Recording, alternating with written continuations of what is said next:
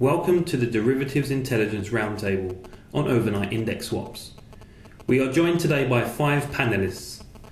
First, we have George Handjinicolaou, Deputy CEO and Head of Europe, the Middle East and Africa at the International Swaps and Derivatives Association. Next, we have Ryan Sabara, Head of Sterling Interest Rates at Morgan Stanley. Following on from Ryan, we have Philip Whitehurst, Director in Product Management for SwapClear.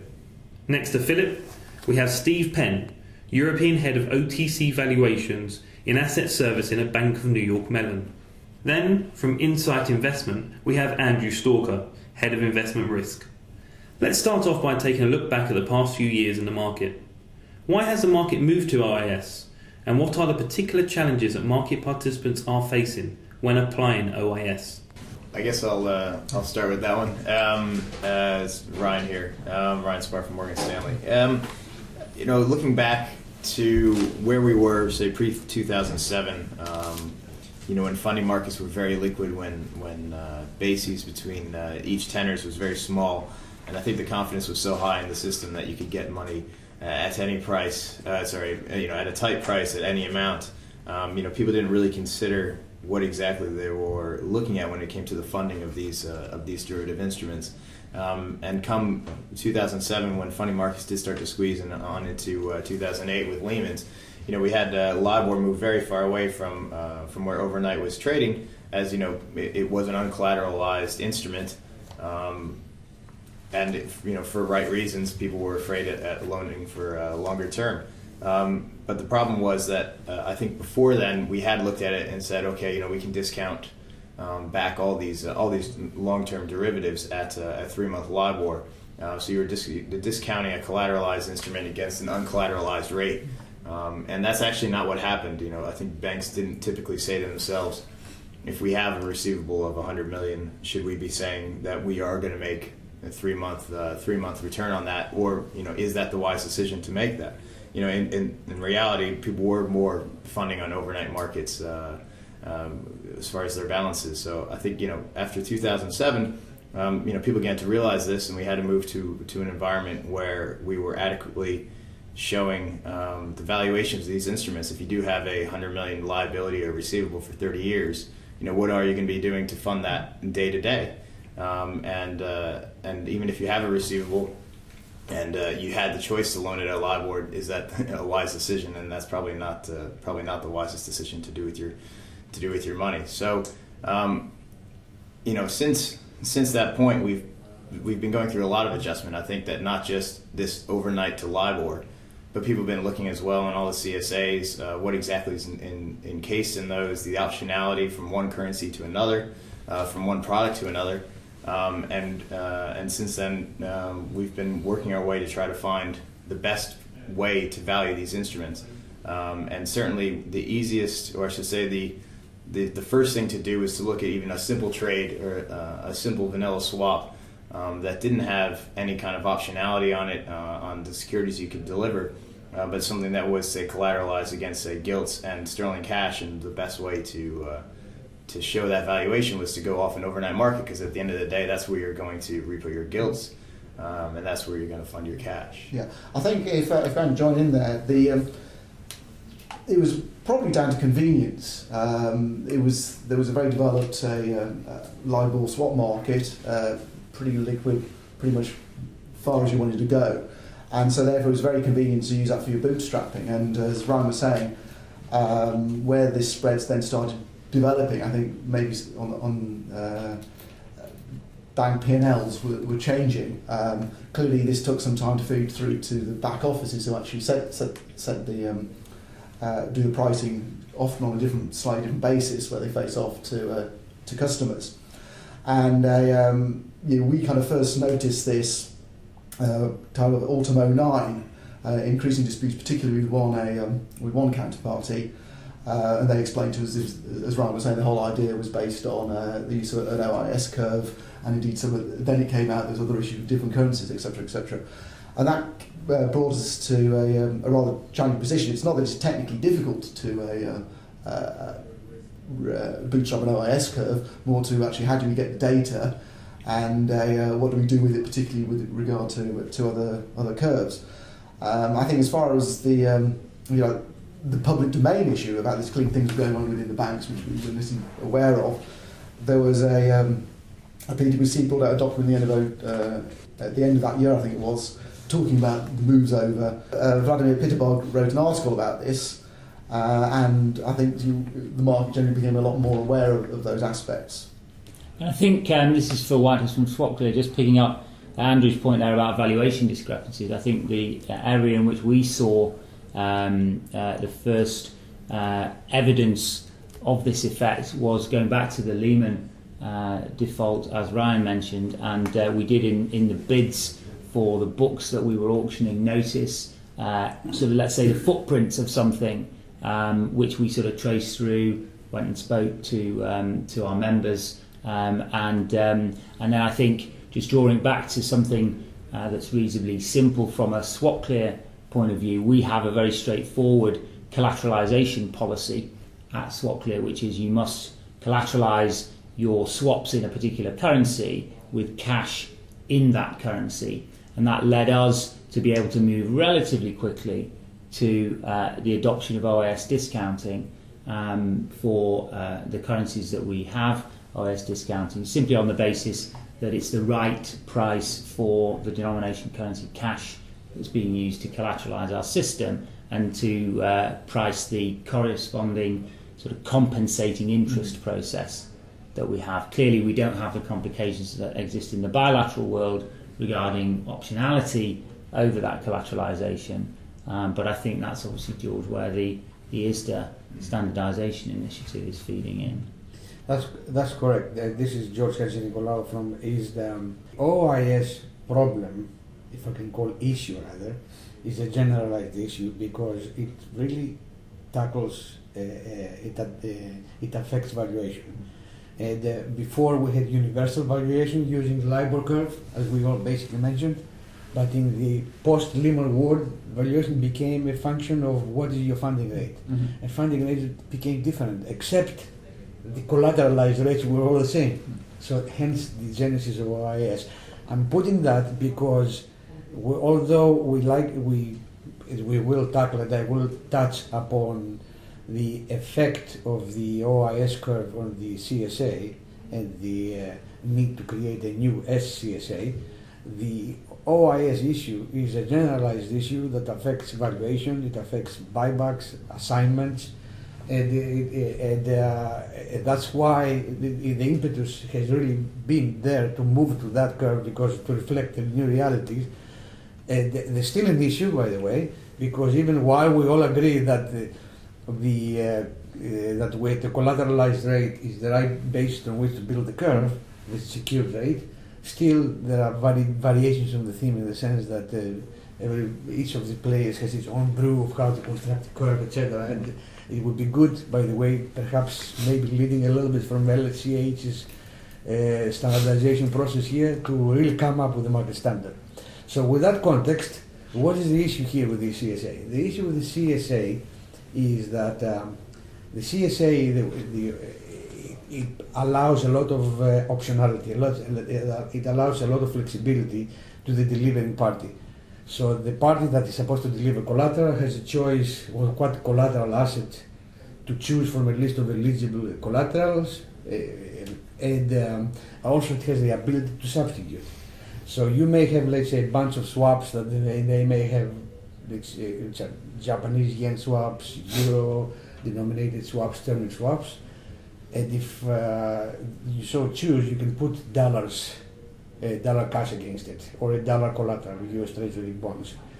That gives rise to two issues. One is currency denomination, and the mismatch between what is being collateralized and the collateral used, and also the rate at which the derivatives which you are collateralizing are assumed, the rate of interest at which they are assumed to accrue against the interest which you're collecting on the collateral.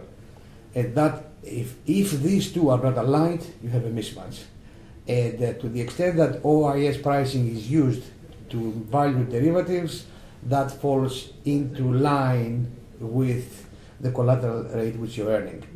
So the new CSA, the SCSA as we call it at ISDA, takes basically two steps in this direction. First of all, it creates currency silos. So in effect, it eliminates, at least on the first stage, this optionality that you have in terms of currency. Number two, it really asks for cash only to collateralize. And number three, it enforces minimum thresholds, if nothing else, to really align a lot of these practices with what is being used in the cleared world. The result of that is, assuming also that people use OIS, is that a lot of the optionality that exists in the current CSA goes away, both in terms of currency and in terms of accrual mismatch, if I can call it this way. Therefore, is there a need to create a standard curve for OIS? I mean, I guess it depends what you mean by standard, really. It's certainly going to help with disputes, certainly at a lower level. I guess going back to derivative pricing basics, the whole point of it is about replication. And so this curve will need to be investable at some level. Now, as guidance it might be, but ultimately, if we're actually trying to get a fair value, the fair value is what you can get in the market. And so I think there's some levels in terms of OIS. We certainly know in the LIBOR world, it's been tried and tested to various shocks, and there's an exceptionally deep and liquid market, and hasn't been for a long time. I don't think we can, at this point, be completely sure about the OIS, particularly at the longer end. I also have concerns about non-standard CSAs, certainly on the buy side, where we have, for example, a corporate bond mandate. It's no clue that it includes corporate bonds, and probably not much cash, because obviously that's a drag, and probably not that many gilts either. And so the question then arises, okay, you can repo that to raise cash, but that causes more operational risk and complication. And even now with some work coming down the pipe from ESMA, that might actually be difficult to do under UCITS regulations. So the fact is, it may actually close out these funds from participating. This is George Hadjinicolaou. There are two issues here. Let's talk about the first one, about the standard OIS curve, and then the context of the SCSA. I would say that in any curve construction, you have, I would say, the methodology, whether it's a bootstrapping method, or actually in this case, it's more than one, several bootstrapping methods. And then secondly is the inputs we use. I think there is room in the market for standardizing both, and because currently, and I'm not actively trading right now because I am doing something different, but perhaps you, Ryan, can comment on it. My understanding, though, because I hear voices both from the sell side and the buy side, because of our membership at ISDA, is that there are differences in the way things are being applied, and particularly the buy side. I hear sometimes voices that somehow they always seem to be on the end of being experimented upon with people, on the sell side are saying that we're using different points of the curve, we're using different inputs, different times, etc. So I think there is room for standardization, and I'm sure, Ryan, you may have something to comment upon. But before I do that, pass you the baton, I just want to comment on the second part, on the requirement of the new SCSA for cash as opposed to other forms of collateral. That's what you're implying, Andrew, correct? Mm-hmm. I think that's a generalized issue which we're facing because clearing, in the world of clearing, for example, where other forms of collateral are being envisioned, what is behind it is really basically the assumption of some form of collateral transformation service which is offered by the repo desks, because what we in effect we're talking about is repo here, correct? Mm-hmm. And it's inevitable when we move to this world that has been prescribed by the regulators. I mean, this kind of services are bound to emerge in order to address the fact that a lot of people simply will not be able to come up with all this envisioned increased initial margin that is required from clearing. So, but on that note, I'll pass it back to Ryan on the. Yeah, I think as Trish says, a couple different issues. Probably there's many different branches of when we start this topic, and I think it is important in a way to have a CSA that is, I suppose, a standard for instruments or for to say the large part of the market that does not want or does not need to have the ability to put other securities in that are not cash, and say gilts or treasuries, whatever that may be. So I do think it's important that we get to a point where we are standardizing the swaps in a way, and the market comes to a large agreement, which I think it has already, to what the prices on screen mean. And that's very important for certainly where the market's going as far as having these derivatives quoted electronically, and where we're going on the clearing front, how many more people move to clearing. But that doesn't mean that we need to single out the non-standard CSA, and I think that that still needs to exist. People need to have the ability to have a corporate bond portfolio and do swaps against that and use their corporate bonds as collateral. And I think it'd probably be nice to have as almost a non-standard standardization to the point where you get to an idea of where we should be pricing these. And obviously the price will be different because it is a different set of collateral, but we shouldn't be shutting that part of the market. So I think there's a lot of considerations to take in there, and I think that goes back to finding out how we move forward from looking on everything else. It's sort of like, okay, we have swaps that we've done for the last 15 years. We need to have an idea of what the right sort of way to think about pricing these instruments are, and make those more towards a standard. I think it's going to be very difficult to find something that everyone agrees wholeheartedly on details, but we should at least be able to get to a closer picture, so that clients have the ability, or end users have the ability to use those and to get somewhat a valuation that's close around across the market. And then we need to go looking forward and how we treat swaps going forward. Whether CSAs, how open CSAs should be. And I think the thing is, you'll probably find, or what we are finding, is that we're able to take a lot of the CSAs that had non-standard agreements and make them standard, and that suits both the client and the bank. But there's certainly still scenarios where we need to have it non-standard, and that's fine. So it's sort of, we just need to have an idea of what things should be priced at, what is fair value for these things, and move towards a place that in a way cleans the market up so that everything is on a clearer basis. So I think net we need to have an open mind, need to consider all scenarios, and can't really shut doors on things, because I think these instruments were created so that people could do corporate bond portfolios or mortgage portfolios against derivative instruments so that they can hedge that risk. But certainly for what probably is the majority of the market, certainly bank to bank, there does need to be a standard CSA. I think that will certainly clean up a lot of liquidity problems that you have during crisis periods. I think that's a very good point there, the fact that you specify bank to bank, because obviously from an asset servicing perspective, a lot of our clients aren't big financial institutions. A lot of them are small pension funds or they're local government entities, and they don't have the kind of background knowledge that the banks have. So they sign up to these CSAs that, as far as they're concerned, look pretty similar, and they don't see the underlying differences in them, and they don't understand the impact that those what look like small differences will have on the valuations that they're getting. So they sign up for a service where they're receiving an independent valuation. They specify which curves they want used. And then, depending on the counterparties they're trading with, they're getting some valuations are coming very much in line with the independent valuations they're getting, and some of them are way out because the collateral that they've agreed to is completely different. I mean, some of that's a matter of education, and clearly, if they don't need to go down the cash and gilts route, there can be cost implications associated with it, irrespective of the collateral perspective. I mean, I do agree with you, Ryan. I mean, ultimately, the vast majority of clients and funds will certainly buy derivative notionals will fit into that scenario. All I'm concerned about is that there's been an awful lot of work and debate and discussion around those, and they're kind of forgetting forgetting probably too strong a word, but less work has been done sorting out the remainder.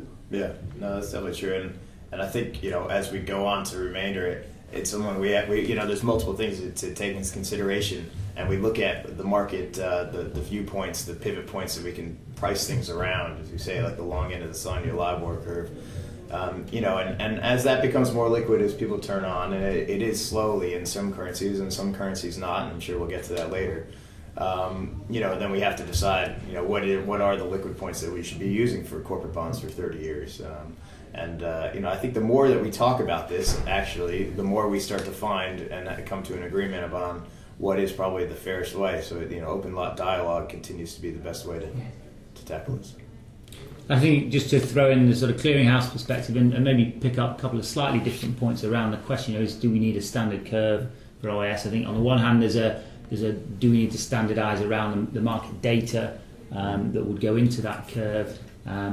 There's the question of how do we turn that market data into valuations, if you like, the methodology side. Just making a more practical point from a clearinghouse standpoint, what really matters to us ultimately is to be marking books at the price that we're going to get bid if a member defaults and we need to neutralise and then dispose of those transactions. So it does matter a lot about consensus, and just as a matter of practice, it's a question of getting the valuation right rather than necessarily those earlier steps.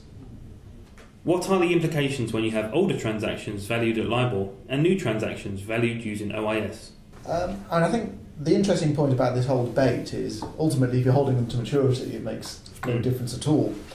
I think though, if you look at it on a fair value perspective in terms of what willing parties can exchange at, because willing parties who will close out or swap those trades around will now be virtually all on OIS, I actually don't think you have a choice.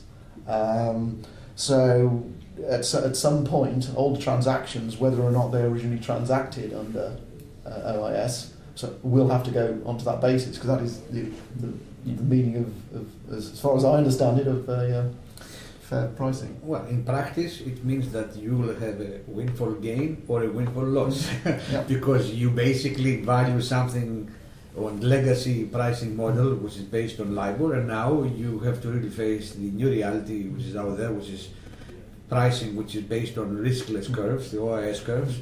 So this is bound to give you a different result because you simply discount on two different interest rates, just to put it very simply. And you're going to get valuations and differences, and you will either be on the receiving end realizing a windfall gain or a loss. So that's why I said in the beginning, the OIS problem, challenge rather, is not just a challenge that you see only in the CSA context. It is basically a valuation challenge that perhaps is less evident in the new swap, because as somebody mentioned, I think you, Andrew, or you, Ryan, you said basically you have to see the LTD, it has to, whatever you do, it has to reflect market conditions. So, but it's much more evident when you do with legacy trades, because then you do with off-market structures which they need to be valued. I think we're quite lucky, again, from a CCP perspective, you clearly have to mark every swap at a given methodology and off rates. You can't really have two populations, one valued down one curve, one valued down another. So we have, again, fortunately, a reasonably simple job, but I think where it gets complicated is then the fact that there will always be cleared business and uncleared business, and then how do you harmonise between those two different environments? How do you manage to ensure consistency between valuations applicable in a cleared environment, which might have one set of collateralisation policies around it, and then business that's not cleared and has alternative collateralisation arrangements? I mean, we also added to that on the buy side, where we have derivative-based benchmarks. The question is, clearly where they are have LIBOR OIS sensitivities. What one does with those as well. So therefore, with this, could you end up with mismarked books? Well, I guess in some respects, before the OIS issue came to place, books were all mismarked. I mean, I think that's the reality, is that we have to accept that what we were doing before was incorrect. So, moving forward, and that's why we have these roundtables and these discussions, we are trying to bring things towards a place where they are more correct and provide a more accurate version of value. And we are getting there, and the move to OIS is certainly a a big part of that. Interestingly enough, and maybe we want to elaborate on that, the universal assumption before Lehman or before 2008 crisis was everything was being discounted at LIBOR. Yeah. But the reality was that not all the banks involved were funding themselves at LIBOR. No. And so to the extent that you were using for valuation purposes a rate which was different than your funding rate, you in effect were having, to Ryan's point, misvaluations even earlier.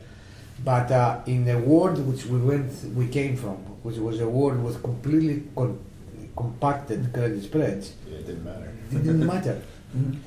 But after the 2008, that was not the case. It was a classic case, as Warren Buffett says. Let's see, basically, who's wearing a bathing suit when the tide goes down. When the tide went down, basically, banks revealed their funding. Market practice revealed their funding costs, and they were widely different. And that's what crystallized the problem with valuing at LIBOR while you're funding at LIBOR plus 250. Just to put it extremely. I mean, to me, the strong point is this: if you wanted to trade out the position, it's the fair value point. Correct. And I think that we're pretty clear on that. The question is how one quickly moves towards that, and what the accounting implications are, and so forth. But I think it probably is fair to state that there is mismarking there. Or I think the point, as Ryan makes, they were mismarked beforehand.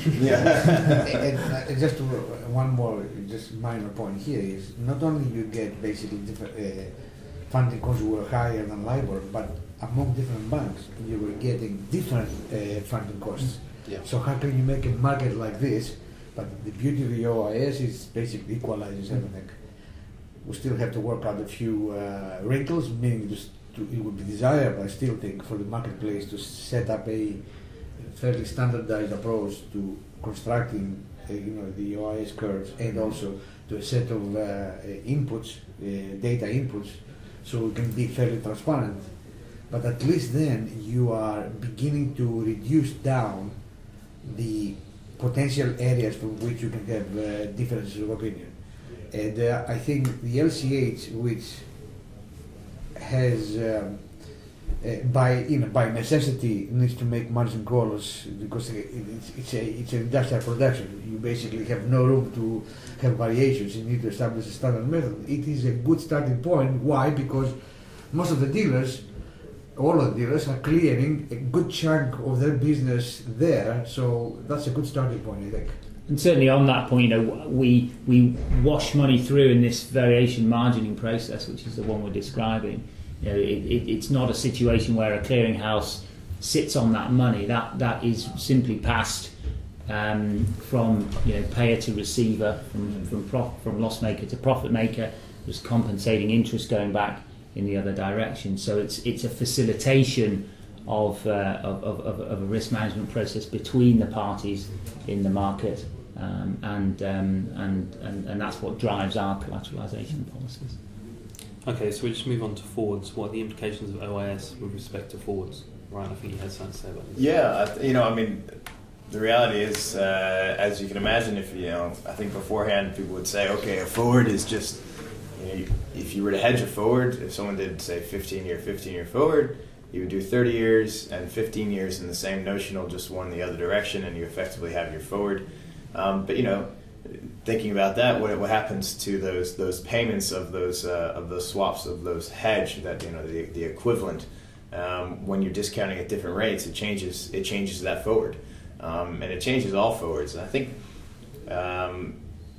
that's an important thing to realize as it does change long end forward rates. But I think one other point to make is we're not changing the future, what our expected future LIBOR fixings to be from one currency to another. If you were to take something that's SONIA collateralized to something that's, say, sterling LIBOR collateralized, those forward rates would be different. And if you were to ask for a dealing price in those forwards, they would be different from one to another. But that's not because we're expecting those frauds to be different. What we're just saying is that there's a valuation change between those two trades, as one is collateralized on one thing from a different thing, and the only way to change that is to change the fixed rate. That is the thing that the market trades on, is the fixed rate. And so, it's almost as if you have, rather than a two-dimensional problem of saying what's the fixed rate and what's the floating rate, and this is where we kind of equal. We have a third parameter, which is the funding, and we reflect that in the fixed rate, and what the level that you would see the interest rate to be, and that's why it's different. But it's not that the expectation of the FRA is different, that the future expectation of LIBOR is different. It's just that the valuation is different. I think that's an important thing to realize. But yes, there is a large implication across every currency on what the forward is when you change from one swap to another, and it doesn't even stop on the forwards. It changes on the par rates. The rates that you see on screen that you look up on Bloomberg or Reuters, the 10-year swap in sterling, you have to realize is a 10-year SONIA collateralized swap that is going to be cleared, through LCH, most likely, bank to bank. I think people look at it like that. I mean, for people who have the same CSA to a bank, you'd expect that rate. But if you ask for anything different, it's going to be different. If one bank is going to have a bilateral Fed funds agreement or a IONIA agreement, that's going to change that rate significantly, because as soon as that swap is on, you're going to have fixings, and it's going to create a balance of payments, and that's going to change the value of that swap. We touched on this earlier, but what is going to be the market standard for currencies that do not have an OIS curve? Let me just take that first and just express again from a clearinghouse point of view. At the moment, we have 5 currencies in which we use OIS discounting. So sterling, euros and dollars were the ones we first moved to. We moved into OIS discounting of yen the back end of last year. 3 weeks ago we adopted that for Swiss francs. We have others in the pipeline. We're working with a number of user groups to adopt it. But it's a program for us, and we know there's a feedback between adoption of OIS discounting, liquidity in OIS, and therefore a sort of virtuous circle, if you like. But for us, we still really need to see some consensus in the marketplace that OIS is liquid enough and that it is used in enough places as ultimately the value that would apply in the event of a default. And so for the moment, for us, it's those currencies, but we certainly see a program and an evolution of all our 17 currencies ultimately, I think, to this sort of framework, assuming the OIS market to support them develops. Now, we have spoken about collateral in different currencies. Are there disputes in these cases, and if so, how are they solved? Well, yeah, there definitely are disputes. I think that's probably one of the reasons we have roundtables, is because there are disputes. There are disputes between you have non-standard agreements and people who are not aware that there might be a difference, or even the people who are aware that the right valuation of those CSAs are taking place, and it's an open dialogue process, is what I'd say. I think everything is a case by case basis, and I think most times actually it does come to a pretty fair agreement, at least on our side. I don't know, Andrew, you might have. Yeah, I mean, I think the point is, Ryan, we're mainly a sterling house, so it's not really on the currency side. Yeah, I think the bigger challenge we have is you sort of broaden the subject there is with regards to the non-standards. Exactly, yeah. Now, as I was saying earlier, fortunately, the majority of our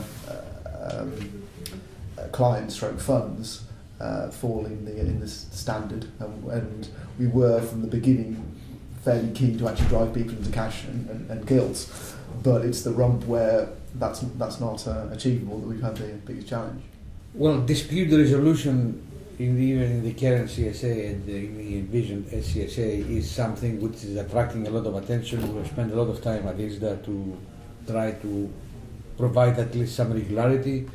There is an established basic process which sort of, if you want, governs the dispute resolution. But again, there are many aspects of it. We don't have enough time here to go through all these specific things. But you basically get the Euro stuff where you reconcile your number of trades to make sure you have the same populations. You get down to And then the problematic trades where typically you will see most probably the OIS kind of issues that are emerging, and then be also the choice of currencies and stuff like this. And then you have something like 30 calendar days to resolve these issues, which is subdivided into kinds of time intervals through which basically people walk through the process of trying to resolve these disputes. The general consensus is that 30 days most probably is too long because a lot of things can happen, but this is a very difficult area to really get, if you want, precision and enforcement. And I guess, with time, we hope that, and also with continuous dialogue, to provide more and more, if you want, granularity to this process. But for sure, the fact that if we go ahead with the SCSA, which is an effort that has started but is ambition to take some time, that by itself, because between the elimination of the currency, because of the currency silos, and also the fact that you're going to be dealing with cash, and hopefully also along the way, if we basically the market standardizes around the how we value using OIS curves and how we produce those curves, then the benefit, the side effect benefit of this whole process will be less disputes.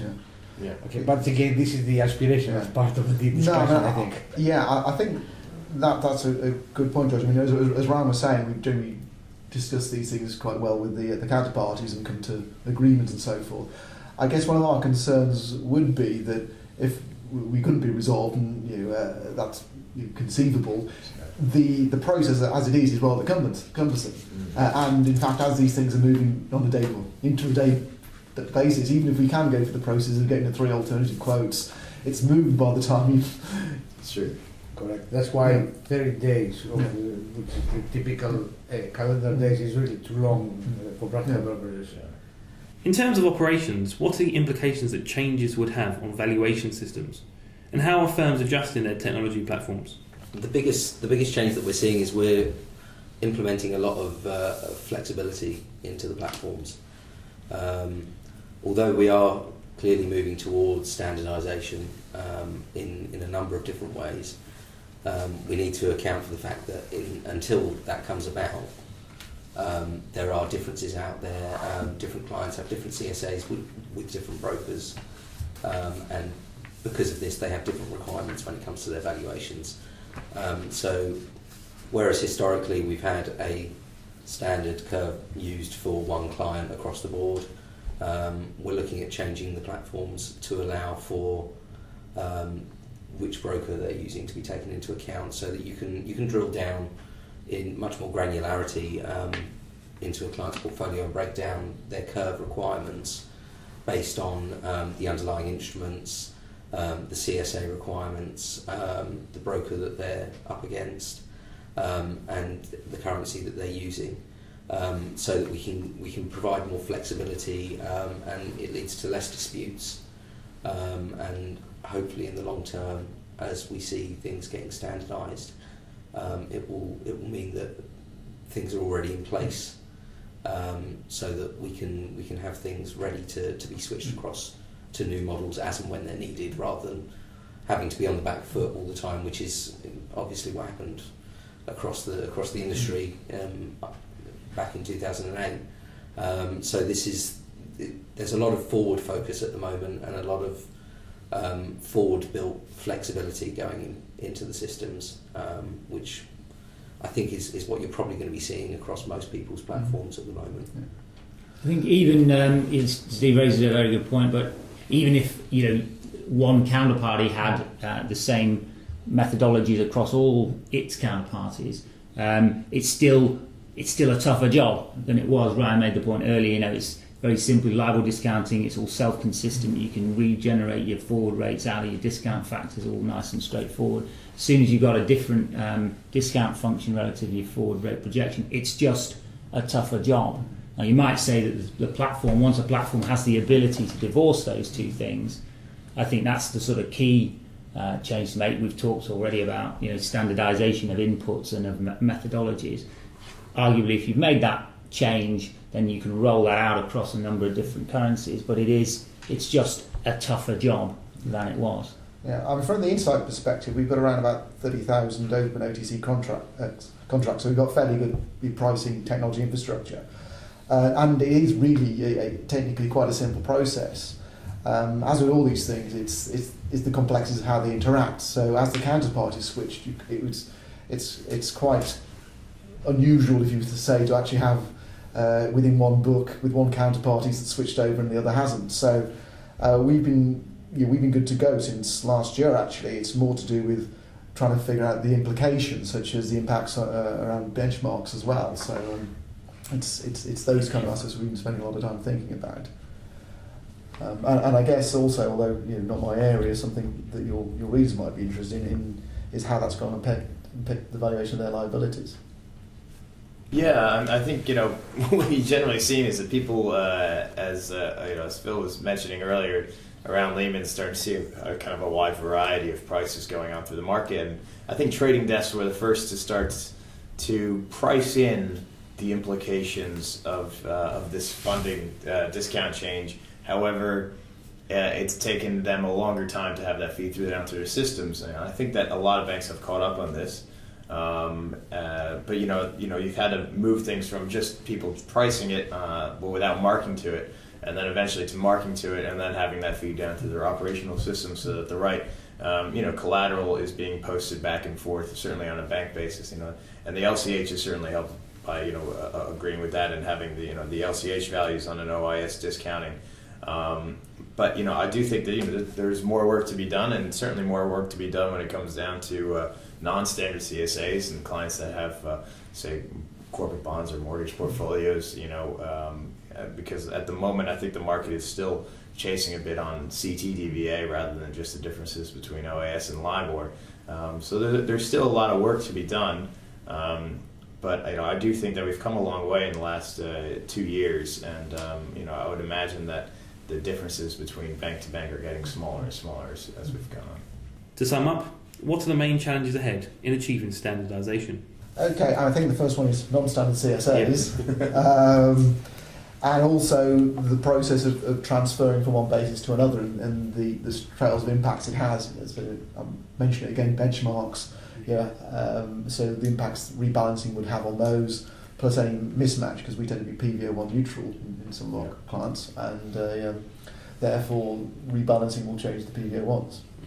Well, again, since ISDA is all for safe and efficient markets, and so basically we have taken the initiative with the standard CSA in order to provide a little bit more clarity and help eliminate some of the disputes and some of the misunderstandings that exist, which basically is it's wasting everybody's time. And we hope that as the CSA is getting into embedded gradually over time into people's operations, I think that will contribute significantly to in this direction. Yeah, I think just say that education seems to be the best way, and open dialogue. I think we are moving forward quite heavily on this, but it's all these derivatives are very important to the financial system. I think people have used them for 10 to 15 years and larger for good reasons.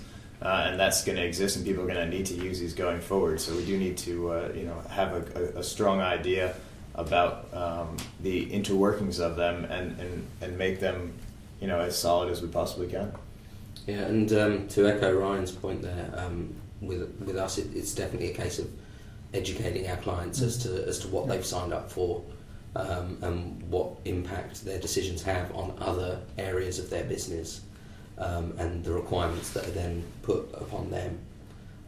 So the kind of the impact of a collateralization decision on their valuations, and that's taking a long time. I think from the clearinghouse point of view, it really does all come back to that point of collateralization. If we can get standardization there, nobody wants to be constrained. Andrew doesn't want to be constrained in terms of his investment decisions. So we've got to make sure there's flexibility in the solutions that allows those to still be made freely. And then the other small one is probably more around sort of computational tractability. It would be good to have some standardization around a given set of inputs and what that actually emerges out as a value. Well, I hope you've all found this panel both informative and enjoyable. Gentlemen, thank you for your time. Thank you. Thank you.